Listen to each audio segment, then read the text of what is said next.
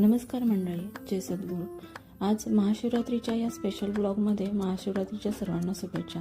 सकाळची सुरुवात मस्त अशी पूजा करून झाली होती। त्यानंतर माझ्या बाळाचं आवरल्यानंतर तिची काहीशी अशी मस्ती चालू होती आणि बराच वेळ तिचा खेळ झाला। त्यानंतर ते निघाले मंदिरामध्ये गेल्यावरती सुद्धा तिचं ते चालूच होतं। हे आमच्या गावातलं नदीकाठचं भीमाशंकराचं मंदिर आहे।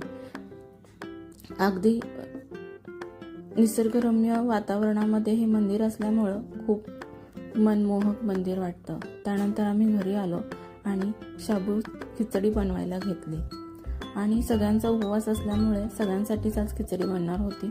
तर आज काही स्पेशल नव्हतं, सिंपल अशी शाबू खिचडी बनवणार होती सर्वांसाठी। त्यानंतर आम्ही मस्तपैकी असा फराळ करायला घेतला, सर्वांनीच फराळ केला। आजच्या पुरतं इतकंच। धन्यवाद। लाईक, शेअर, सबस्क्राईब करा।